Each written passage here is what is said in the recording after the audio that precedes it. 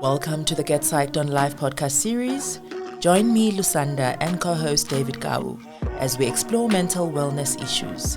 Psyched is an award-winning app where we identify your unique wellness needs and match you with a suitable therapist at a very affordable rate. In today's episode, we'll be looking at how society responds to issues of mental illness. We will also explore the pressures that celebrities face in responding to issues of mental health. Furthermore, we'll look at the importance of being the author of your own life. And lastly, we will answer the question, does career success equal to happiness? Hi folks, it's Lusanda here. Welcome to the Get Psyched on Life podcast with Lusanda and David Gau. David, good morning. Hello, how are you? I'm good, and how are you doing today? I'm fine. It's I guess my kids always get me out of bed. But I was actually up at 1 a.m. and then I read and watched stuff until maybe 5. Mm-hmm. Then I slept again until 8. Okay. Or after 5, yeah. So, because I also went to bed like past 8. Because I punished myself Wednesday night with some red wine. No, Saturday night. Mm-hmm. Then I woke up at 4:45 to go play golf at 7 in the morning. Oh. Then I regretted it most of the day. It shows in my score as well. So, what did that look like? Today is a good week. Today is a good day. We've got a fantastic guest. Thank you for being available. Moshe Nkumanda-Ndiki. But now people are bringing back their black names and their what names. So Moshe Nkumanda-Ndiki. Is that, there's a dash, is that like a double barrel sentence? Yes. It's those ancestor calls coming in. Not even. Actually, Ndiki, then my father is actually Nkuman, and then my grandmother. So now I must use the other surname. It's is it the parliament? No, it's my husband's surname. Oh, Nkumanda. Yes. So how come it's not Ndiki Nkumanda? Why can't it be Nkumanda-Ndiki? Interesting. My wife tried one of those with me. And? She wanted to be Thalia Zakaliskau and keep her Greek father's surname. It wasn't a long conversation. It changed very quickly. It stayed on Facebook for some time, but I don't know now. But in real life, it changed very quickly. But it's also then with your beliefs. And if you believe in ancestors and your traditional beliefs, you are leaving one family and you are moving into another family, or the other family has to accept you. So hence then whatever rituals, if there are to be performed, or at least a few years later, you're not told, oh no, Inkai, the surname you are using, the people on the other side haven't accepted you, or they don't recognize you because you kept the other. There's a lot that happens with surnames depending on your beliefs. Yeah, for us it was not a matter of leaving, or it was just a matter of joining. Yeah. I'm not going anywhere. How? No, I think for you also, just as a brand. Yeah. Tumi Morake is an example. I think her Instagram says Tumi Osei Tutu Morake. But I mean, everybody knows Tumi Morake. I mean, she's been Tumi Morake for many years. Yeah. So, but welcome. I know you're a very talented, funny person. Really? Some people will call you a media personality. I first saw you on Twitter. Yes. A couple of years ago, you used to do a lot of short form content videos, 2 minuters, 1 minuters. And from then, I know you've become very famous. You've emceed and hosted a lot of shows or functions, TV shows. And currently, I think you're on Metro. Yes. I don't know if it's daily or you used to come on Fridays. Yes. It's sometimes daily on some weeks, and then but mostly on Fridays. Yeah. Ooh, well, you still have a job. 5 a.m. every morning. Son. Yeah. No. Do you have? What's your best day? What's your best time of the day? Best time of the day is I'd literally say pangoma 8-9 because that's when I'm already in bed. Yeah. I love my bed. Or in the evening. Yes, so in the kind of evenings. end of the day. Yes, that's when I know I've done what I can. What I did not do, I'll see it tomorrow. Yeah. Not one to pull an all-nighter. No. No, thank you. Not gonna do that. Yeah. So yeah. So I'm asking because for me, then some of the depression that starts with people, I think, when you have to wake up for something you don't want to do, or you don't like doing. So maybe for some people it was cool. For maybe a lot of kids, especially when we were growing up, it's winter or lushapua, you didn't do the homework that day. So already just when you wake up, it just goes your downhill. day is just going to. It's already messed up. The funny thing is with depression, like I've got a lot of close friends of mine that that suffer from depression. Close family members, friends. Had a partner that suffered from depression. My current partner actually as well. And it's weird when he explained to me, it was everything could be going well and everything could be going great. He could be, like he loves going to studio. He could be just waking up and, he's going to studio, but he'll still wake up feeling swag. And I'm just like, but what do you mean? You're doing what you've always wanted to do. Yeah. We've been talking about this for months. And it's just like, that's not how it works. It's not, yes, a whole lot of outside factors enable depression, but we must not forget that somewhere in there, it's a chemical imbalance. So whether you are rich or gone by, you know what, I just won $1 million. Okay, cool. Instead of $1 million, but okay, cool. Yeah. And then now what? And then another person is going to be like, okay, goodbye depression. Let's go shopping. Let's go, But it's something that is, it's in there. Sislonda, I would say like sislonda is ngabonwa. And I want like for me, I battled for quite some time to understand it because I'm just like, dude, just talk. Like, what's your if something is bothering you, talk. And it's like, it's not that easy because I didn't grow up in that background where if something is bothering you, then you're free to talk. And also the depression just cripples you. You wake up in the morning already, you're just feeling like, I don't want to open the curtains. And it's a new day. The day hasn't done anything. Nothing has happened. No one has sworn at you. No one has rejected you. No one has nothing. It's just that the sun rose. As soon as the sun rises, like, oh gosh, here comes another day. What do I do? How to handle the day. Exactly. And that's the thing. Society doesn't teach us that when a person is depressed, they are paralyzed. Exactly. Emotionally, psychologically. Yeah. They can't do anything. And we hear people saying, snap out of it. You've got everything. How can you stop being what is lazy? The problem? Exactly. Yeah. And you're just like, I move, but that's the thing. And yes, Moshe, uyibeke kahle when you said islonda, esingaphakathi, and no one can actually see it. Exactly. And that is the reality with depression. Islonda. It's a wound. It's a wound. Oh, okay. Yes. In Xhosa. Yes. And Zulu, yeah. Oh, okay. Yeah. So it's just like you just don't know how to treat it because, and also if you are new to it and you don't have any training, obviously you're not a psychiatrist, you're not a counselor, you're not a psychologist, and so forth. Yeah. So it's just like, this person is lazy. Yes, I mean, you don't wrong. Like, there's food in the fridge, there's electricity, you've got transport money, there's no. And it's just like, no, none of those things. And you, because now the biggest struggle I had was, like with my husband as well, was, grand gestures. I was just like, okay, cool, let's go away, let's do this, let's go shopping.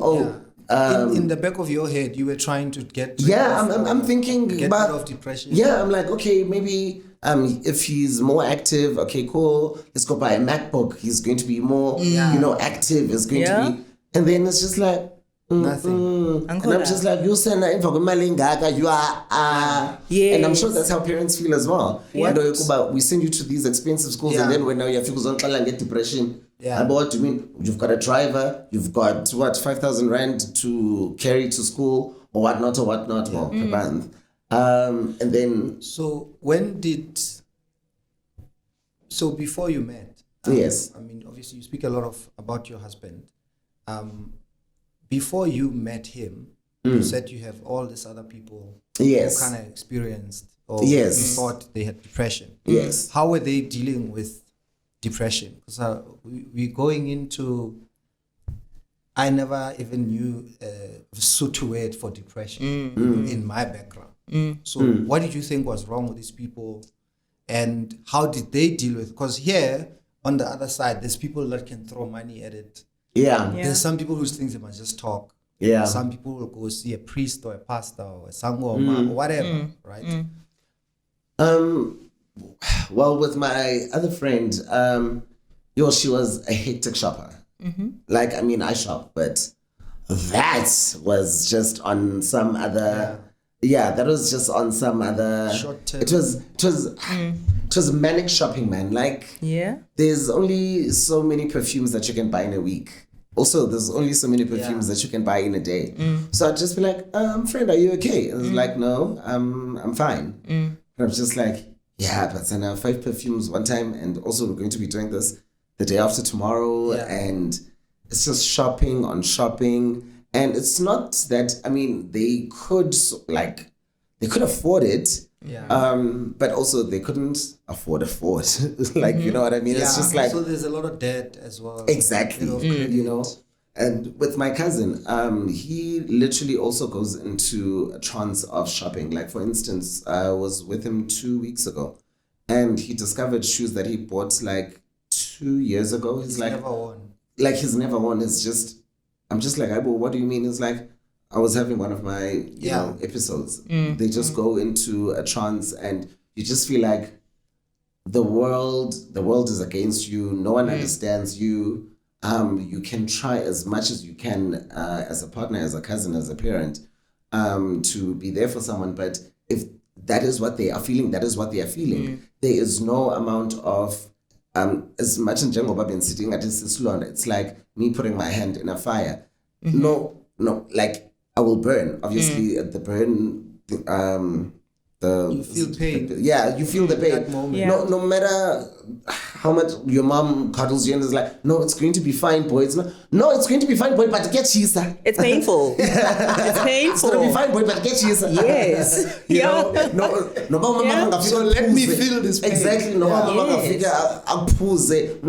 going to be fine. No, your kiss is not going to do anything. Yeah. It's I there. need help. It is there. And it's so difficult. One pattern that I've seen with depressed people is that it's so difficult for them to ask for help. Because most of the time, I think, I've realized that by the time they sink into that hole, they're already there. So now they're paralyzed. I should have asked for help when I felt like I was going into it. But sometimes and it's just like, okay, cool. What do I do? It's the shame. And also, it's There's the shame. There's the guilt. Yeah, you know. exactly. Yes, I'm not meeting expectations. Exactly. I should have it together, and I don't. Disappoint people again. Oh my gosh, here it's me again. So we keep repeating this, right? And my whole thing is, everybody has to kind of, maybe we all talk to friends and family and blah blah blah. So let's get straight to the point. I think, at some point, everyone has to call a therapist or a psychologist or a doctor and say, hey, I just want to talk to you. Without, there's 5 problems already and I've already sunk in the hole. So almost like, you know what, it's January, I'm going to do my checkup. Yeah. I'm going to reflect on the past year, or I'm going to say, this is what I'm thinking of doing this year. Can I talk to you about it?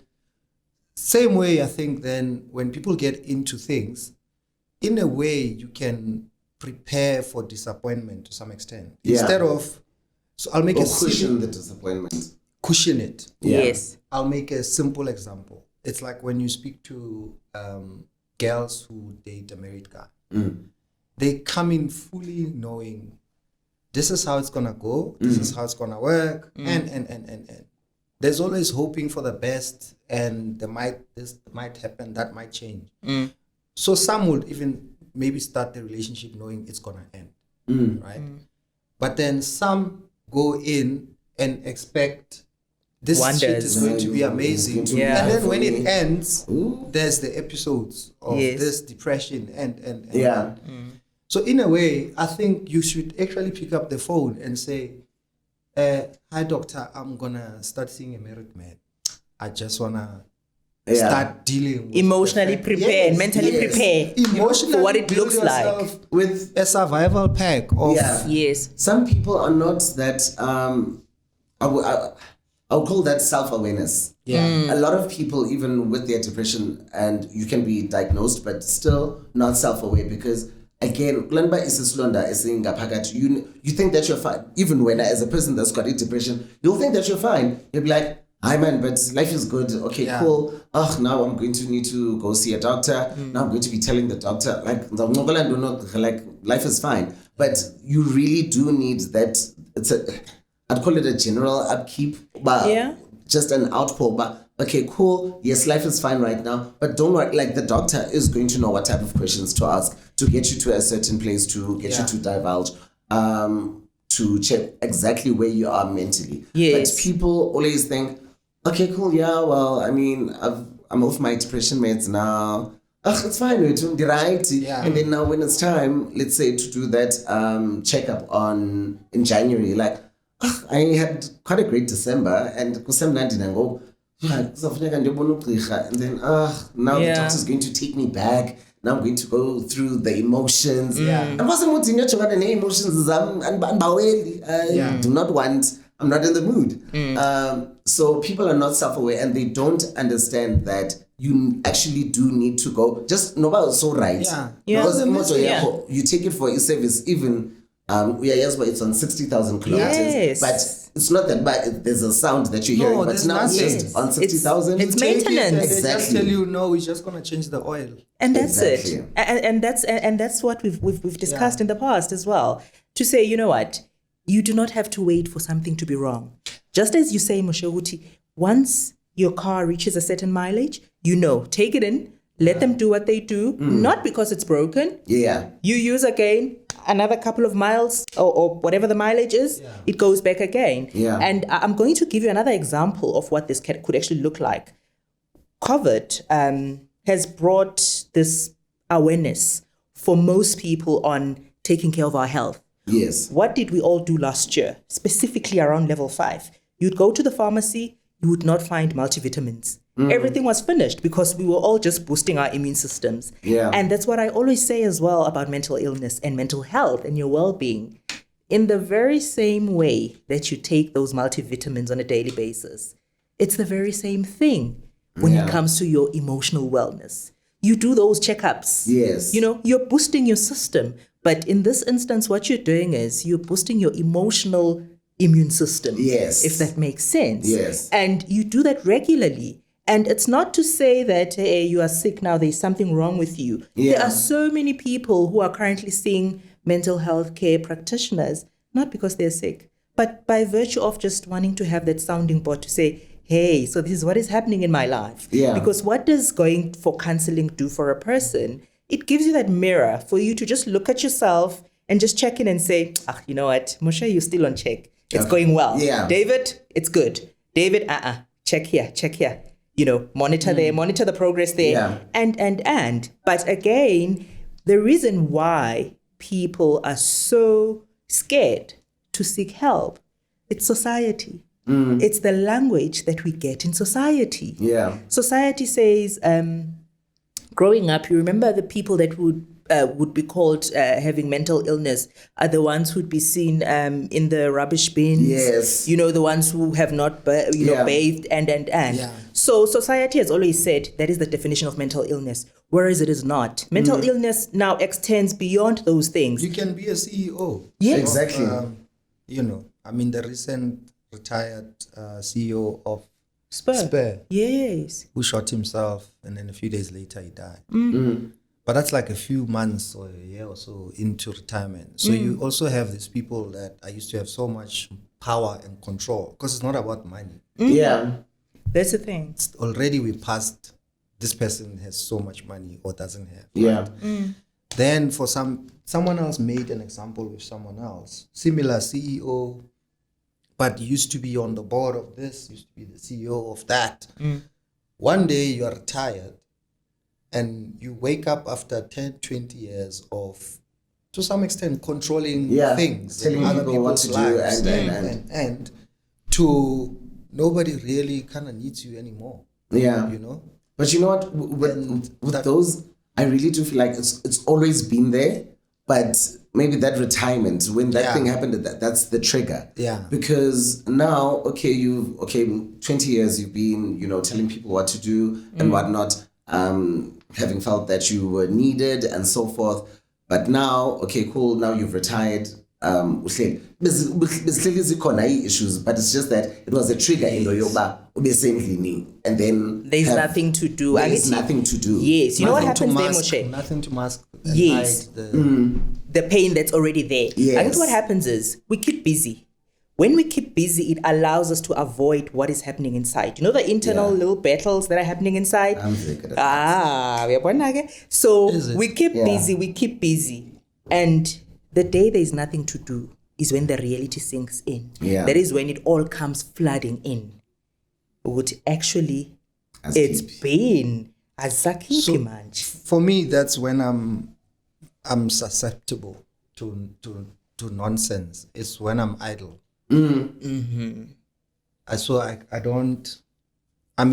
I've never had Saturday, Sundays or public holidays. Sometimes I get reminded because I'm trying to call you for a meeting and people are like, but it's a public holiday. And I'm like, oh. Then you're told, oh, this is a long weekend. And I'm like, oh, really? Now there's another. Now you have to wait. Holiday and another public holiday and so, but I think then the trick is you've got Monday to Friday, Saturday, Sunday, and then there's people that Saturdays I do this with my family, Sunday I do this, and then you've got those people that have been working all their lives or the Saturdays and Sundays. Then when you retire, you didn't build, so there was no break. So in 20 years. There was no, I work 4 days, I have fun 3 days. Or I work 5 days, I have fun 2 days. So now you've worked, you finished working, and you find yourself with, I can only have fun so many fucking days a week. Exactly. And now I've got the rest of my life to have fun. Where I must figure out what to do with my life, Which then is am I seeing someone once a month? My entire profession or adulthood or for as soon as I understand, let me start seeing someone. Or now, so funama 5 sessions in a week go because kuyanyiwa manje. Or now you must go to a place where you're gonna live there. There's medication. You have to be watched, and so I think really the more we talk about it and the more we stress, just go and have a checkup. Just go check up. You check up on everything else. Yeah. You check up on an object, on a car. People check their clothes. Take them to the tailor. Yes. Cool. Is it like what's happening with that? Okay, cool. I've lost some weight. Okay, cool. Let me go tailor it. Yes. But also, going back to that whole thing with society, especially mental illness especially within the Black society. Is, like I was just thinking about the history of it. But okay, someone Otleli is Lalin, in the rural areas. And their old grannies getting burnt because they are witches and so forth. She was seen sweeping her stoop at 1 a.m. in the morning.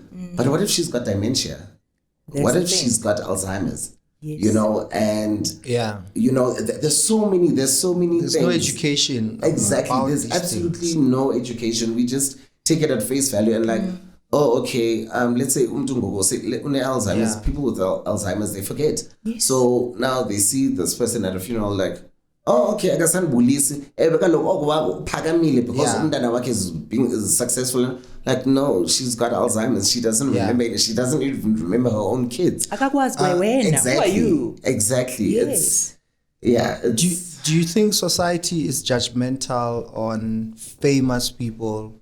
I don't want to say rich because if you're famous, it's kind of known. Yeah. There's people that are wealthy, nobody knows.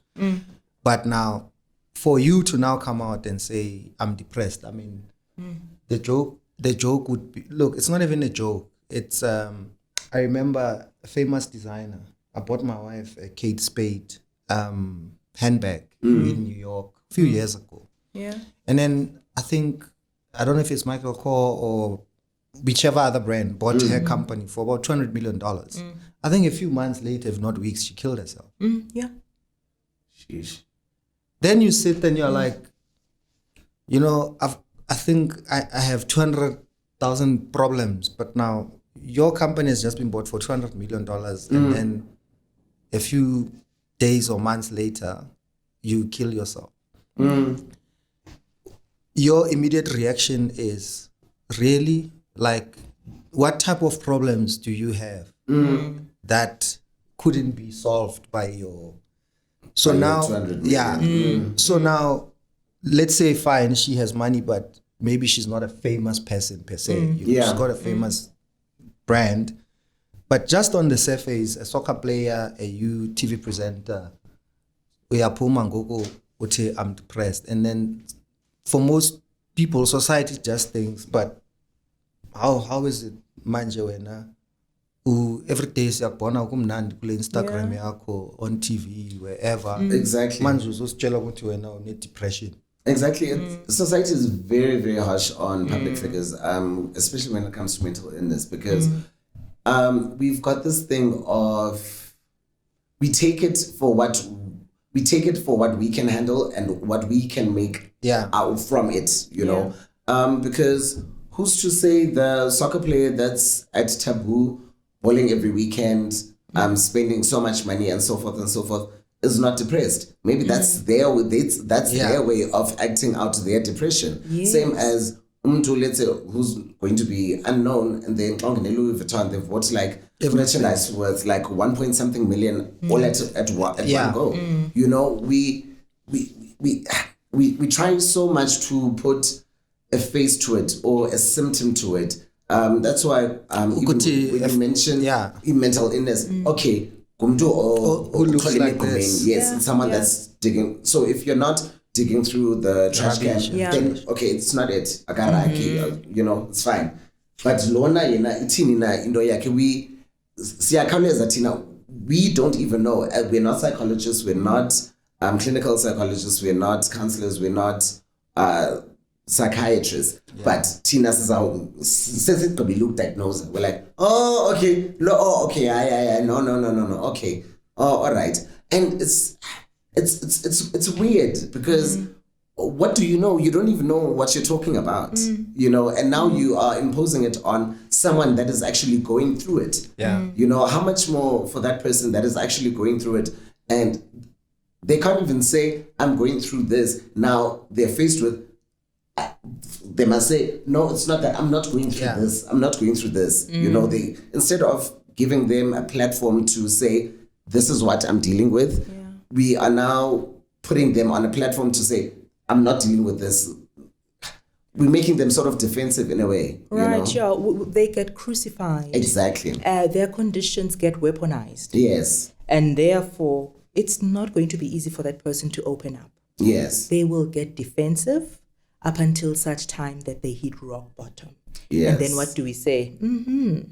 It's celebrities. This is who they are. We've been seeing them. And as you said, just like the friend that you mentioned who would go shopping for 5 perfumes in one day, that impulsivity is a symptom of mental illness. Exactly. That buying of 5 properties, that not planning is a symptom of mental illness. It is just that because, like we've already discussed, society does not understand fully what mental illness looks like. So we want to be boxing people and saying you do not fit this criteria. Yes. Because you are this successful, because society wants to tell us what success looks like and what comes with success. Society wants to dictate to us that by virtue of you being a celebrity, therefore you have money, therefore you should have such a relationship.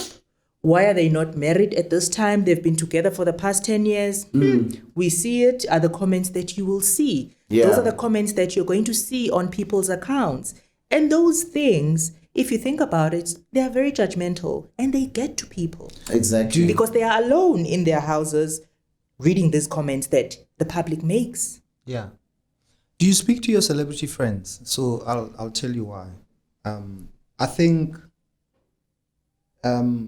celebrity culture has, you hang out with these people or you hang out with certain type of people. Some have known each other forever. Before they're famous, some became famous before the other then became famous, then now they're both famous. Then you've got people that, especially of late, are meeting on social media or they're meeting at public or celebrity events. So now you and I are going to meet at such and such wedding, or we're going to meet at this gig because we're influencers and now we've been invited. So now we are forced to, this week we are treating for this champagne brand. So you and I are best friends for this weekend. But I think among that, I don't want to judge and say people are lying or pretending, but at least for you, and I'm talking to Moshe, do you ever turn and say, I'll make a simple example. I'll call Pearl Tusi once in a while and we'll chat, or I'll say, are you okay? Or she'll talk about whatever. Right? Yeah. I don't see her every day. We don't party every day and But I've known Pearl for years. So, and we'll have a frank chat. I'm trying to do this, or there's this happening, and So I'm trying to figure out, do you in your space, and obviously it will be good to know if other people do it. Yeah. With all the private jets, today we are doing this and then we're shopping. Yeah. And do you ever turn to some of your friends or your immediate or your close circle and say, is everything fine? Definitely. I do that at least once a week, if not every 2 weeks.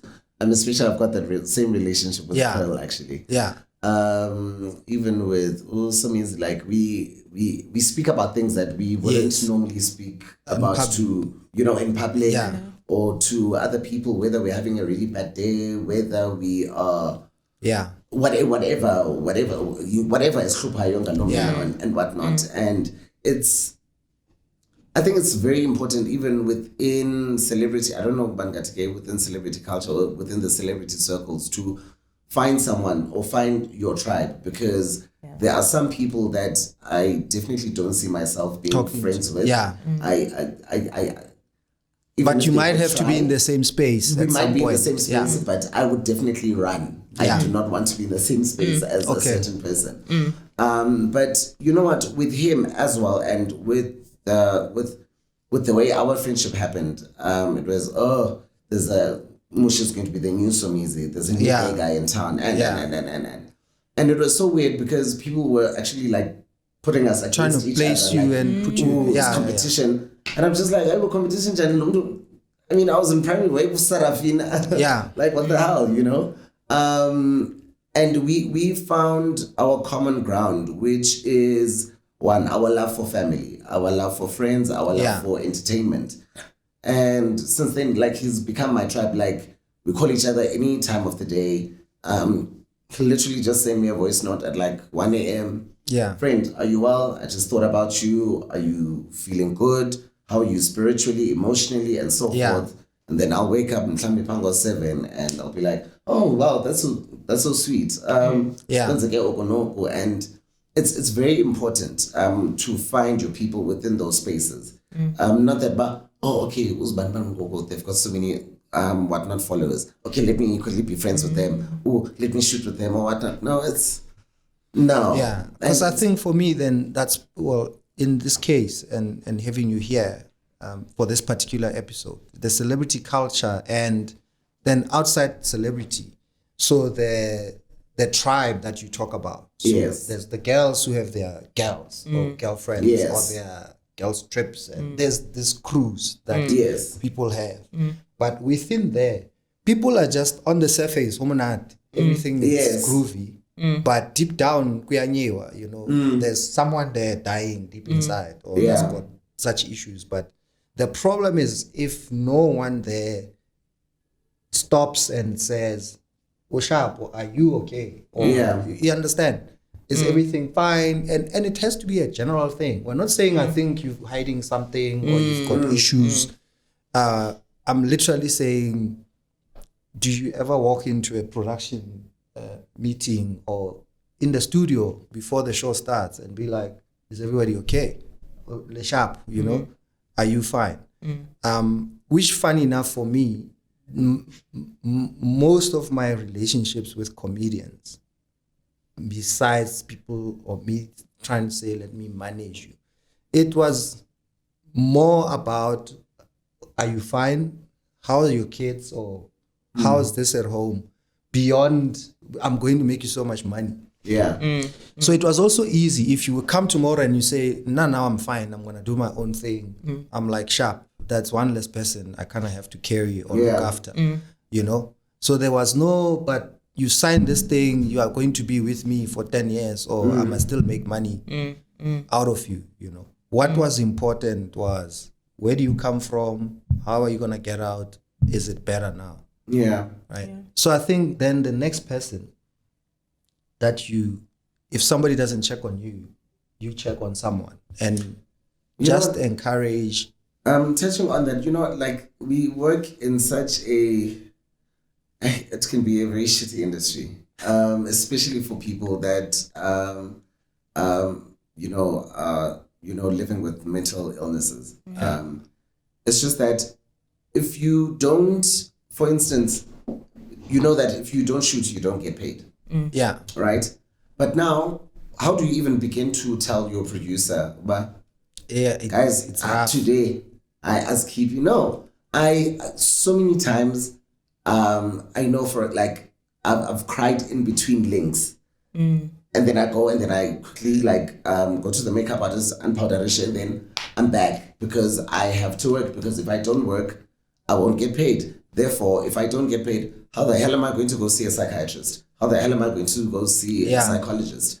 So the ripple effect of sort. It's just like, okay, if I can just make it through just this day of shooting, okay, cool. Yes, as soon as I'm figuring out doing. Yeah. So now you're postponing your tears. Yes. You're postponing going through it. You're just like, okay, I'm going through shit, but nope, I can only go through shit from 1:15 to 10 to 2. Yeah. Yeah. And then at 2 o'clock, I'm back on set again. Yes. Yeah. And I don't know whether, because I would say I'm relatively new in the entertainment industry, so I don't want to say we've lost this the one humanness. has come with, and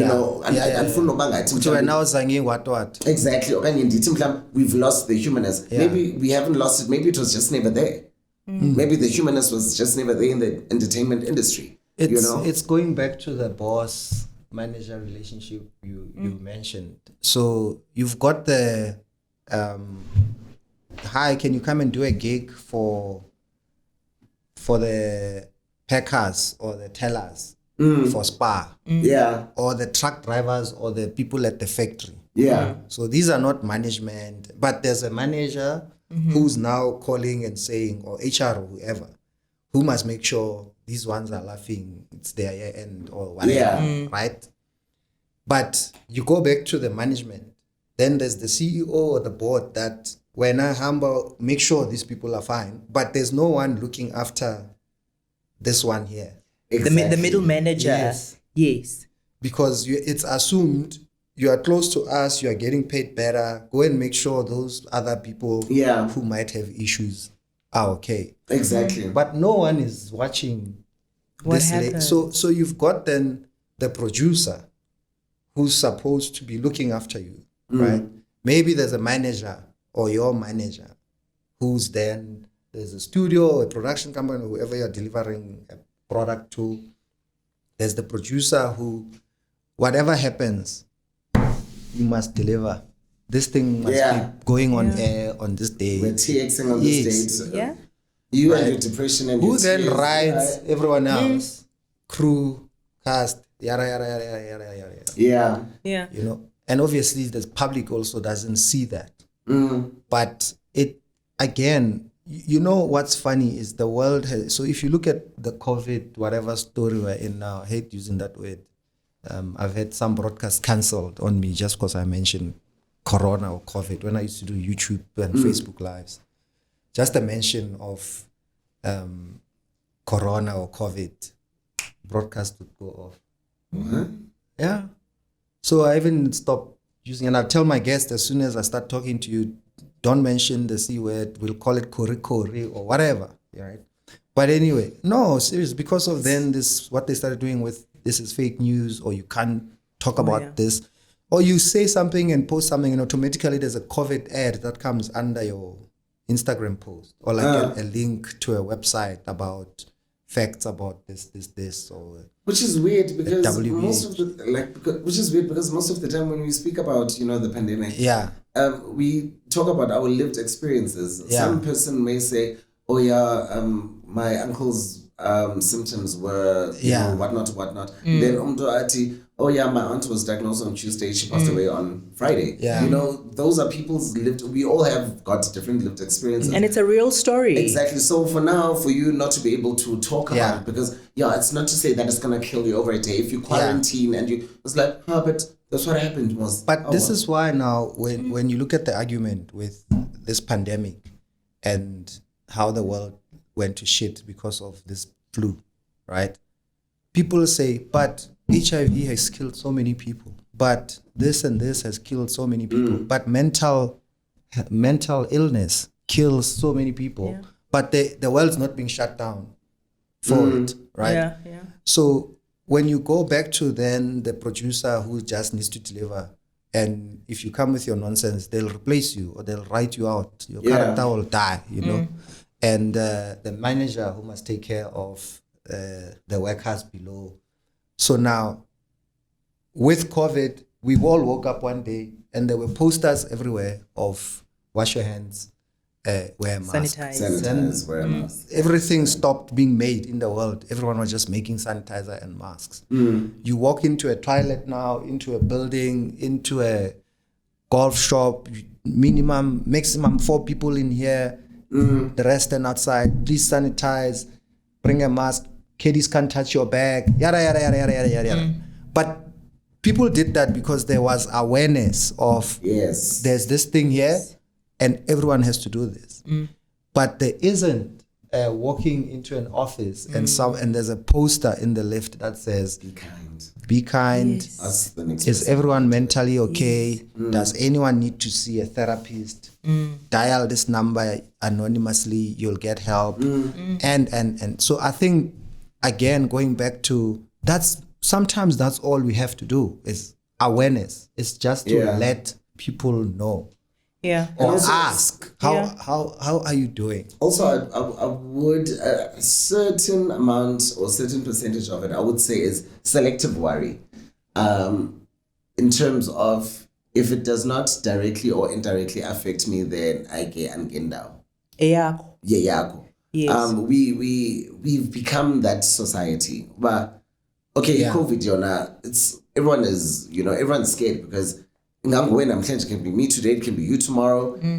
But that's because it's being marketed and it's being packaged. But now is going to be like, oh, okay. And also it's been made, but they are really they've really destigmatized it. You know what I mean? But you know what I mean? Like everyone can get it. Well, I Katie, black, white, rich, poor, whatnot. But when it comes to mental illness, it's like, was the next depression, and then but now what if you're gossiping or you're telling your child who's actually suffering from the same thing? Yeah. And Moshe, in that regard, what I always say is that what society as a whole, in the workplace, in the neighborhood, wherever we exist, what society has done is they've removed the person from the context. When I say the person, I mean the human being who has got feelings. Yes. Because right now, what do people have to do? Grind in order to make it. Grind in order to succeed. And therefore, to go back to that example of yours where you are now in a production set and you must switch your feelings on and off. Wipe your tears and then go back and make happy face, make happiness, make joy, and be the role model that people must look up to there. But the reality is, behind that role model is a person. Behind that producer is an individual. In that workplace, behind that manager is a person. that no one actually thinks about. And I always say there's quite a lot of forgotten soldiers right now that are living amongst us, because all what they have to do is they must just pass on messages from the top to the bottom, and they must just cease to exist. They must cease to have feelings. They must cease to have opinions, because they must just function. Their job is just to function. They must grind and just move forward. You know, you were saying that for you, your best time is around 8 and 9 in the evening, when you have to now go to bed and rest. Yes. But society says we don't do that, Moshe. Kahle kahle when you're wrong when. According to society. Because society says, Tina, we shall grind the whole night. No, you know that pressure. If we grind. Yes. I grind that, but I grind that. You know? Yes. So how did you handle the fact that you came from social media, not television, right? Yeah. And did you feel like, or do you still feel like you still have to keep on feeding it to maintain it? Weird, like with my transition from social media into TV, which is weird. I don't know if I'm still on the same subject matter, but yeah, I think it's good to get to that as well. Because I studied at after, and then so it was a long time coming for me to be on TV. Okay. So by the time TV happened, I was just like, hey, well, I was meant to be here. So whilst other people are like, oh my gosh, wow, from YouTube to TV, you must be so proud. I'm like, yeah, well, I mean, it was part of the plan. That's why I went to school too. You know what I mean? Yeah. It's like, okay, I'm at driving school. That's what I was doing at driving school. Right? That's the whole point. And even like just coming from YouTube, because I also went into stand-up comedy when it was at Liquid Chefs. I did it like 3 times, and I remember the first time or the second time I did it. I asked this other comedian, but okay, cool, like how much should I charge? And then she said to me, no, you shouldn't charge because you're not a comedian. And I'm just like, but they want me to. Yeah. They've seen me do a service. Yes, they've seen me do a set. One, they've seen my YouTube videos. They've seen me do a set. So now they actually want to pay me to do a set. Like, no, because when I started, I was like, you are Asana, yeah. Do not make your problems my problems.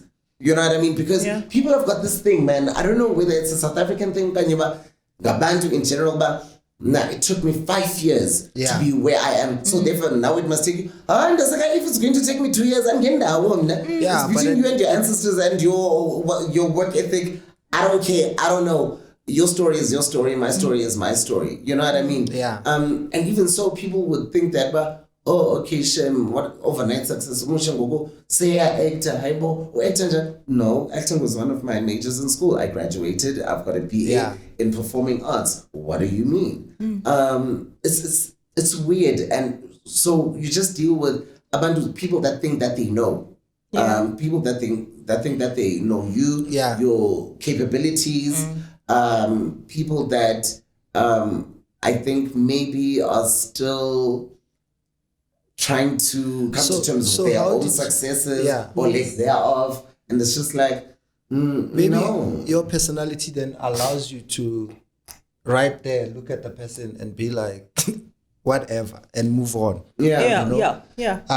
So let's say for instance someone tweets and say to me, I'm not funny, right?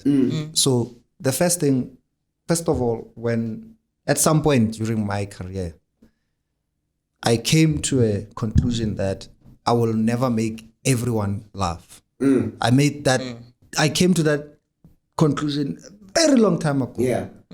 So I don't have to make everybody laugh. I'm already past one person or one tweet saying you're not funny. The second thing, especially because of social media.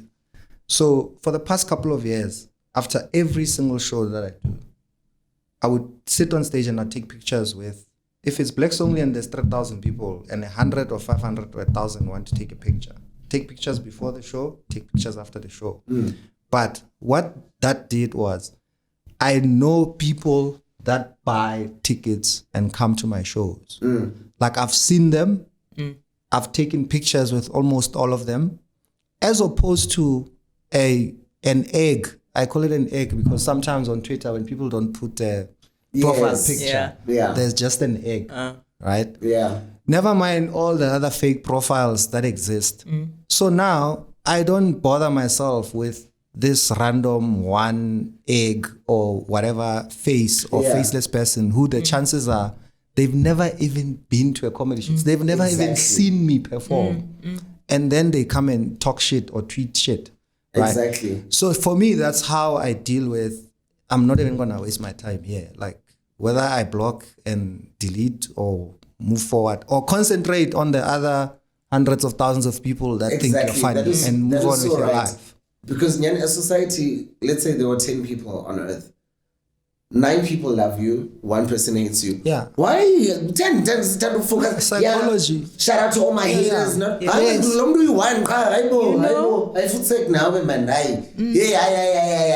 I come fresh. I come quick in a hurry also. There's nothing that annoys me. Don't focus on people that on the negative. I think the reason why you are where you are is because there are more people that love you than for what you're doing. There are more people that believe in you that don't believe in you. Like for instance, what day is it today? Today is Monday, right? Yeah. Yes. So yesterday, and then someone was like, I don't know what YouTube is doing. I miss Moshe on Uyajula 99. I'm like, bitch, I've never even presented Uyajula 99. What the hell are you talking about? Like, what are you talking about? Mini. And we'll come back. Yo! That's the problem with, so the added problem is what you care about. Yeah. Which, I think, when you say what does success, what do people view as success? Or what does the public, if you're in a public place, what does the public view as success? So for some people it's money, or for them to hear you are being paid this much for something, or you've signed this deal. That's success to people. Yeah.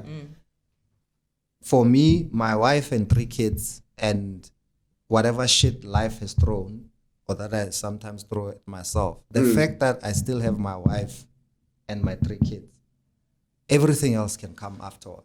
Yeah. So that's your barometer of success. So me being able to drive my kids to school as often as I can, or if I can take them to a pizza place on a Saturday, that's me. If I can take my wife to the Grand Prix, that's added bonus. If I've done it once, it's okay. I don't have to do it every year. I don't have to be seen doing it every year. Yeah. So then there's the different levels of what people believe is your success. Yes. People are happy driving their 8-year-old, 9-year-old, 10-year-old cars, but they're paid off. That's the difference. Yes. But some people are expecting you to be driving the latest yada, which you are the one that's in debt with this nonsense. Which is weird. Because, funny that you mentioned that actually. So I was speaking to a friend of mine, right? 2 years ago, life was great. Pre-COVID times, bought myself a big car, huge car, great car, my dream car. And then now 2 years later, I'm just like, no, actually, I think the grinding guy. Yeah. I've driven it. I've had it for 2 years. It's been great. It's been cute. I mean, it still looks amazing now. It's an amazing piece now. But I'm just like, I want to open exactly. So I would for instance, not that I can't because COVID strain, but I'm just like, not that, but like holding on to that car I would still be able to afford it, but but it's not giving me that joy. It's like, okay, at least it's stress now. Stressing. I say, I'm stressing. And then I spoke to this other friend of mine who's in the industry as well, and she was just like, but just don't tell anyone that you're thinking of sending it back, because now and when I'm just like, but so why should it matter to me? But the people who don't even have a car, have never owned a car. Exactly. They've never even owned the one that I'm driving right now. So like, why? That's the mind-boggling thing is people who judge and people who say, but this and this, or you look like this, or they are not even anywhere near achieving or capable of what you are capable of. Exactly. Which then again goes back to your mental. When you wake up, are you worried about what people think? What people think? Yes. Or are you gonna wake up and do what you have planned for this day and how you're going to make your life better? Literally, my first thought when I wake up, shit, did my husband smoke the last cigarette on the balcony? That was my first thought this morning.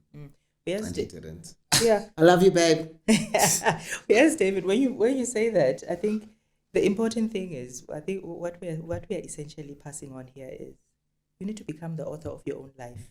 Exactly. Because if you are going to work to conform to what people say, there'll be nothing left. Because all what you're doing is you want to be people pleasing. Yes. That is where your identity comes in, your self-identity. Who am I? The self-awareness that you were speaking of, Moshe. You said it's important to understand yourself. That is the thing, because if you have that intact, you will not have all of these pressures. Instead, having that self-awareness will enable you to be able to make those boundaries that you spoke of setting. How you say to yourself, I couldn't be bothered if one person says, or even five for that matter, they say you're not funny. You know your journey. You know your goals. You know what your measure of success is. And you've ticked those boxes. Therefore, what the Lusandas of the world are saying is okay. They're entitled to it, by the way. It's just that it's not for you. It's how they deal with their mental... Their own issues, the bitterness, because sometimes that's what we do. When we are unhappy, what we do is we project our unhappiness onto other people. Yep. So if I'm miserable, the whole room might as well just be unhappy. Let's all be sad, and then let's blame other people, and then let me act like I'm still together. I have got my ish together. It makes sense to me. But ultimately, it's from inside. So essentially what you see with the people that we interact with, the people that we live with, is all these things that come from the inside. It's these journeys that are just not going anywhere inside. And so it's important that you set those boundaries with other people. But at the same time, people must not forget to set boundaries with themselves. Exactly. Because setting a boundary with yourself is saying, I love my beast, but because of my reasons, my personal reasons, 1, 2, 3, I've made a decision. I'm not bothered who says and thinks what. Exactly. Because when you understand yourself, you understand your means, you understand your needs more than anything else. If it no longer serves the purpose and you've still got the millions, so what? Change it. Because it's about you. Exactly. Because if you're going to be pleasing all the time, who is going to walk around unhappy? Who is going to be grumpy all the time? Me. Yes. And once we see that, the judgment comes in full force. Yeah, he's this, he's that. Yeah. When essentially it started inside. So it's important that you consistently and continuously have that intentionality to say, this is me. I wake up every morning. This is what I want to do. These are my plans for the day. Yeah. And nothing else is just going to detract me from that. Yeah. I'm just standing my ground. This is who I am. So success really for me is about what you define it for yourself. It is relative. It really differs from person to person. Now, success for me is... because growing up, at some point, I think it was second year, third year, we lost our house. I'm an only child, so it was just me and my mom. So we lost our house. So success for me is being able to have a shelter that is my own. And like sharp, sure, beautiful.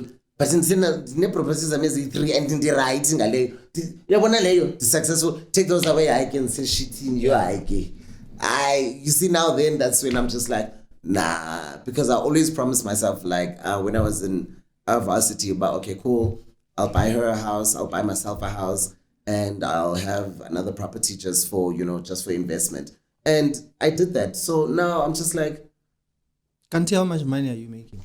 I made enough at some point in time in my life. I made enough. God's grace is sufficient for me, David. That's good. And it's good for you. It's good enough for you. Is that what you're saying? Yes. Yeah. And that's enough. That is enough. Literally, that is where my success is. I'm knowing my mom is waking up in a house next to the beach. She's chilled. She doesn't have to worry about anything. Yeah. Like that's my success. Like, okay, sharp. And also, another in your success, guys, just it not declining. Yeah, after COVID, hey, because I was doing well for quite some time. Hey, was it beginning of this year? Well, February, you're like decliner, you're young at the culture shock. I was like, I know, decline, I was. When last, but I was just like, I've been broke before. I mean, I was not born rich. I didn't get to the entertainment industry, sendine mali. I made my money, and then obviously, the papa. I mean, there are some things that. So besides the holidays and shopping, what do you do to just not give a shit or not worry or? I put my phone on Do Not Disturb, and I will literally just watch movies and cook. Love cooking. Okay. Love cooking. And then I'll do that for 2-3 hours. And then I'm just like, no, I promised myself I'm spending the whole day with myself. Okay, cool. Then I'll maybe meditate for 30 minutes. Mm-hmm. And then I'll get bored. And I'm like, okay, cool. Because I've got this thing of, okay, cool, let me try to get to know myself better. And I'm just like, who else up? And I'm just like, if it's like... Where have you holidayed where you thought you were most at peace? Anywhere in South Africa or outside? Most at peace was Mozambique. Okay. Loved that. I loved the beaches. Most drunk was in Mauritius. Most stressed. But it was a fun stress, man. Yeah. It was in London. I shopped him. Yeah. I was here. And then, but luckily I was not roaming. So the bank notifications, they only hit when I got back to Award. I'm like, ding, ding, ding. I was like, But yeah. So you don't have a routine that you go into.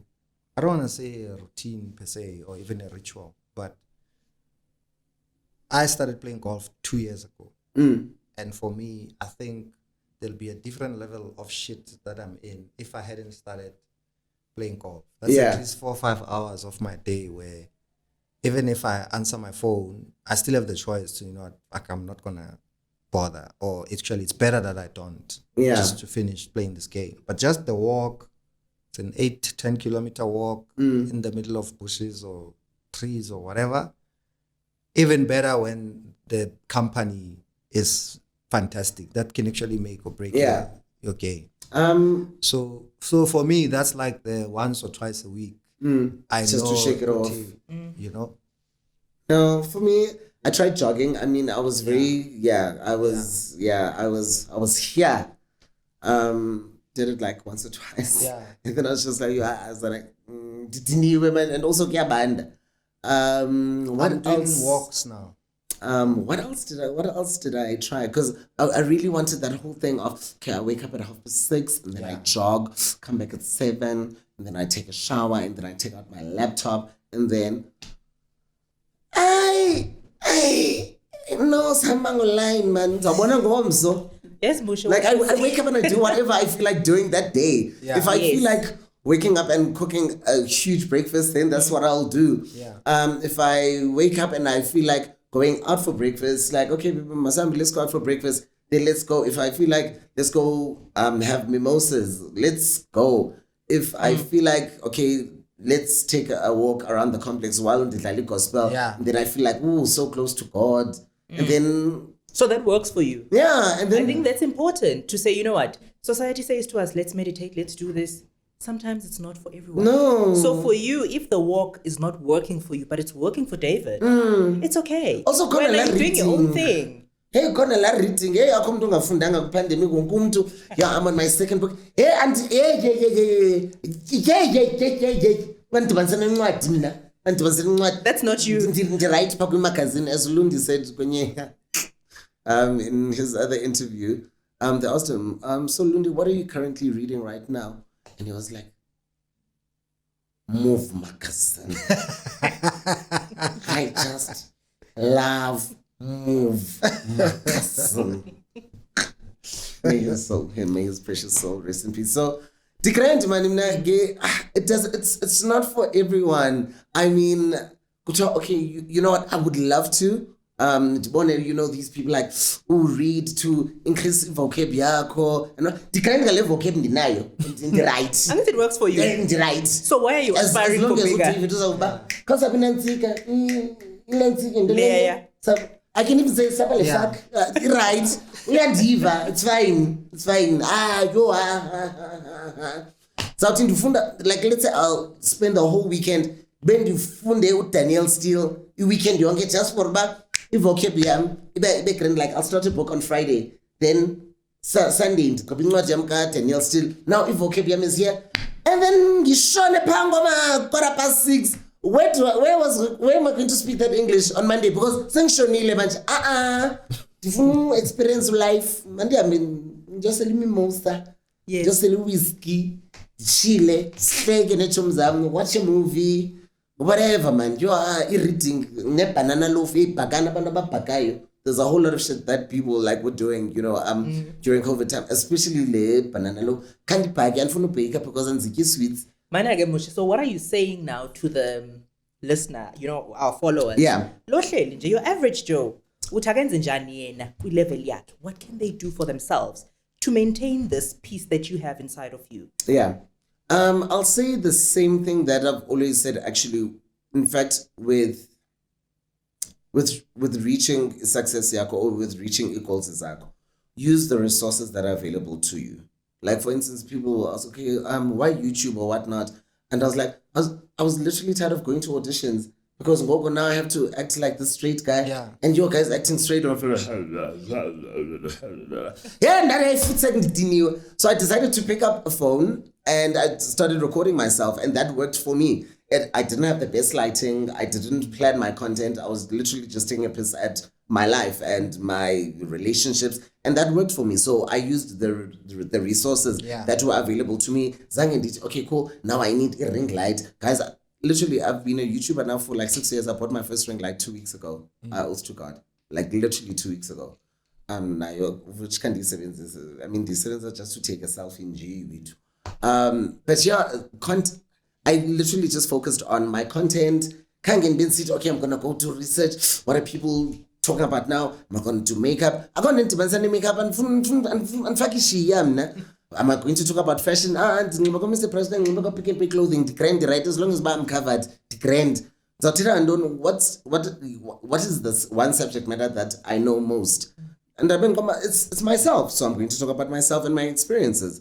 So Nabantu, even let's say who doesn't have in terms of mental illness and to deal with their mental struggles and so forth. Abanye abantu don't have means to go see a psychiatrist. They don't have means to see a clinical psychologist. That much I do understand. Get into a routine, but start jogging. Like with mental health in Doyoba. Start jogging. Start writing down, diarize your emotions, what you're feeling, what you're going through. Even if you feel like, you're not talking to someone, but when you write it down and then the following day you read it, you're like, yes, sis. So this is what I was, but now you are reflecting. It's sort of like, because psychiatrists or psychologists, and then, Anna, how do you feel? Hey, I feel like I just told you how I feel. I feel shit, man. Hey, come on. So use your resources. Use the things that are around you. If you've got an aunt that you are able to talk to, teta naye. If you've got a friend that you're able to talk to, teta naye, up until such a time comes where you're able to speak to a psychiatrist who's going to be non-biased or whatnot and whatnot. So sebenzisa resources is around wena. And so what I found also works is actually doing nothing. Right. That is how so, David? No, I get that. So it's the moments before whatever it is you're gonna do or you're gonna start doing. If you actually just literally do nothing, you're not watching TV, you're not on the phone, you're not cooking, you're not, go sit in the sun and do nothing. Like literally there's no planning what I'm gonna do next. There's almost literally like just reset, whether it's for a minute or 3 minutes or 15 minutes in a day or half a day in a week.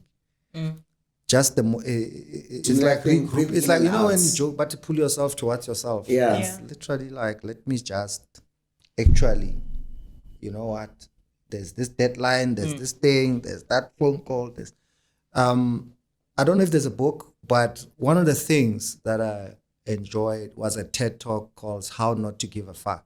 There was one popular one by this other woman, I forgot her name. And there's been now maybe a few variations of, but the subtle to summarize, the subtle art of not giving a fuck, which is literally, actually, you know what? It's okay. We've got a structure here. We've covered everything, but we didn't go 1, 2, 3, 4. Yeah. And that's okay. Yeah. You understand? If I'm directing or you're making a TV show, yes, there was this scene and this is the dialogue and whatever. Did we get 3 minutes? Yes. Is it fucking funny? Yes. Let's move on to the next thing. You know, just actually, you know what? It's okay. Like, okay. To not put yourself under pressure. Exactly. Yeah. You know, the silence, David, that you speak of is, let me give it a term. You know, I like terms. I guess she's got those MBCCH, MS. YHCMB, Yeah, next to their next to her name. It's called grounding. It's when you ground yourself, where you become present in the moment. I'm sitting outside. I'm not thinking about anything. I'm just still. You need that as a person, because what it does is it allows you to check out of all the noise that's been in your head, because of all the pressures that you need to meet here and there. So that is very important. And it goes back to what you were saying, Moshe, which, you know what, sometimes you will not necessarily have the access to certain people, to certain services. I was ground. I will challenge you truly. And just be still. Listen to the sounds of the birds. Look at the trees. Look at your room, because we say this. Some people don't have that luxury. We miss things that we already have. Yes, even in your room, even in the back room, in my house do that I'm trying to get rid of. You know? Yes, do that. I don't know how I have some of the things I have. What did you call it? Just chilling outside doing nothing. Yeah, doing nothing. You call it grounding. Yeah. I call it akokwa fuck. Because you will sit outside, obviously. Then now uzithinga zonke izidresses akuba thiza anamali yobhatala anayo mozimali. So akokwa fuck anzoyibhatala. Yes. Oh, okay. Shit. I was supposed to send Lenina, but I'm going. So why? Akokwa fuck. Yeah, grounding akokwa fuck. Yeah, So keep still. Yeah. You need to allow yourself that. It's taking to keep stock. still. Yes. Yeah. If some of us haven't done it for so long, then you get to a point where you're forced to do it. And now it's not so nice. And now you're no longer in control, or you're forced to now take this much time and do nothing. Yeah. So some of us, lockdown it fucked us financially, but it was actually good for us mentally. Some people, and you'll come out better eventually.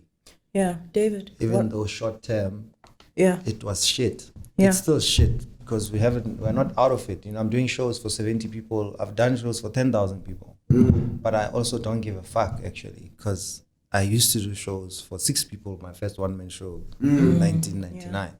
Yeah. You understand? Yeah. And the next show would be 200 people with John Flesmas, and McBank's show would be 200 people, Al Rogers. Tomorrow I'll come back again and I'll have 8 people in a 200-seater and I'll do an hour until I had 40 people 2 weeks later. Yeah. So I'm also over sold out and blah, blah, blah. And there's still so many fucking people because I've done them. And So you're saying it's okay to start small? Not even to start small.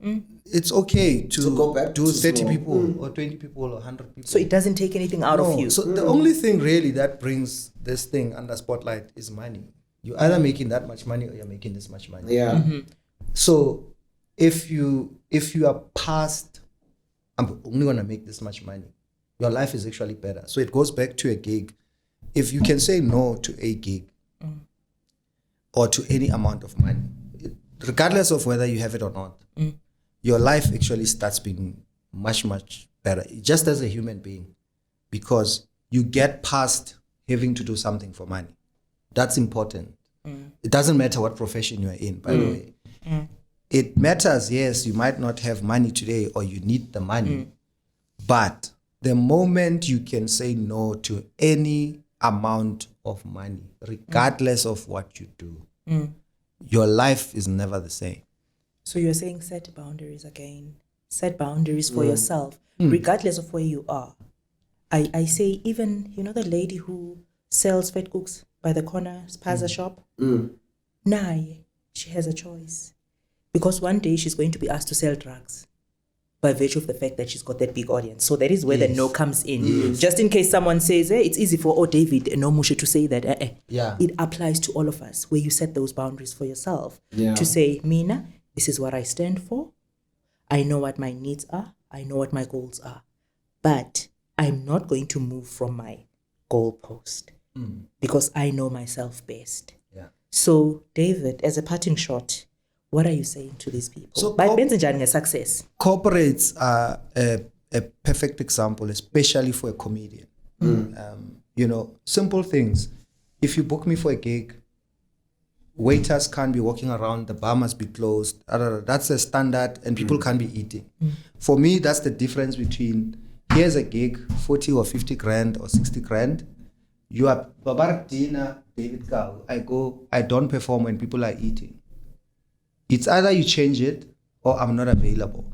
Yes, I won't make 50,000. You might never book me again for the next 100 years. But I know, Mena, when people are eating, first of all, even the money you think you are paying, no one is listening. People have food in their mouth. There's plates and cutlery that's making noise.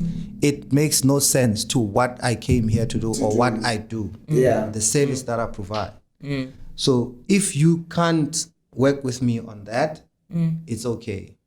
I'll stay home that day, or maybe I'll have another gig, or I'll put up my own gig. Right? So getting to a point where you comfortable with what you have, what you can use immediately in your surroundings, and not necessarily wait for someone else that's telling you, oh wow, now you have finally made it, because you've done this. Or, the joke when we did the roast, Steve Hofmeyer thing. And people would say, why haven't you been on the Tonight Show? This was after Trevor was on the Tonight Show, not even before the Daily Show. And then I joked and I said, my jokes have already been to the Tonight Show. This is when we used to, fight about material and yada, yada, yada. So for some people today, they think a comedian, you must be on the Daily Show or you must be in America for you to have now reached a level of success, right? I've done a show with 4,000 people for 20 years. The last show we did, 2018, was 10,000 people. But I have found almost every black comedian in this country. There's no amount of money that you can give me that will ever replace what that means to me. You understand? So that's my level of success. When I see a Skumba or when I see a Tapelo Tips, Shampunizer, the Wednesday sports show Tips does. Get a call, hi, can you come and wanna do this? And on purpose, because I was managing Skumba and Tips, I'm like, no, Skumba and Tips will come for the audition. I'm going to Cannes Film Festival. I'm not available. Skumba was busy with something. Tips went to the audition. That's a week. That's 2 weeks. Then the producers call. Oh, so now that you're back, can we see you about it? I'm like, no, I'm doing da-da-da-da-da. Then they continue again with Tips. And then years later, for him, it's like his biggest gig ever. It's been there for years. It's constant, COVID or no COVID. Went on to do World Cup things and. But for other people, they would think, but you could have been on TV, but you could have had this, you could have done this. And my level of today, I'm happy, I'm fine, is getting my son off fucking Ritalin and taking him to this particular school, or getting him a F1 PlayStation game because he knows he wants to finish this level, he wants to do this, he's describing 1, 2, 3, and. So you need to find your own, this is my tick box. You know, the simplest example we used to make, especially about money. For me, my answer, people will say, how much money do you want to have? And I said, if I can eat in any restaurant anywhere in the world, I'm fine. That's my level of success. If I can eat in any restaurant anywhere in the world, sharp. Whether That's it yours. means I had to fly to that one in that country or accommodation is this much to be there, then it's included in there. Yeah, it's sorted as part of. If I can walk into any restaurant anywhere and get a table and eat and pay the meal, fantastic. Whether I Ubered there or took a taxi or I went into a Rolls Royce, doesn't mean shit. So everybody has to find their, you know what, I'm happy with my, you know. So you think of life, we go from nothing to all of this shit, and then the kids are leaving, and then the house is too big, it's not, and then people go back to that retirement pondoki nonsense. You know, and it's just a cycle after cycle after cycle, whereby other people wake up and go, I travel a lot, I need a place where I can lock up and leave. Like, that makes sense. That's not about I want the house. Because people wake up and say, I want the house. You know? And I tell my friends and other people, I'm like, if you're paying a bond there 20 to 30K, you need another 20K to just run that house with water, electricity, a cleaner, a pool guy, and a lawnmower guy who comes. And they come once a week. They're not even there full time. And there's a car, depending on what size car, you can pay 8 rand, 150 rand to wash a car. So if you're washing a car once a week, you're spending 600 bucks just to wash this shit that you have that, you know, you want so much. Oh, actually, you know what? Fuck it. Let me wash my car. Wash your own car. Why not? I used to wash my own cars. Car washes were not like a thing, you know. A hose pipe and a slop was like, oh yeah, I've got a car now. I must go buy a bucket and the yellow shimmy, whatever that shit. Yeah. Moshe, I think what I heard from David is, kahle, success is an inside job. Yes. You determine your own. No, definitely. Yeah, I think as a parting shot from my side, what I've heard from yourself, Moshe, and David, as usual, is that focus on yourself. It's not easy, though. It's a task, but focus on yourself. Have your own plans. Identify your own needs.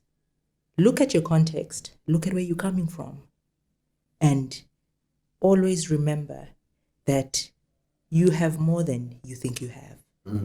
The time when you start to think you don't have enough is when you look at someone else and hope to achieve what they've achieved. But if you look at your own resources, you are not as helpless as you think that you are.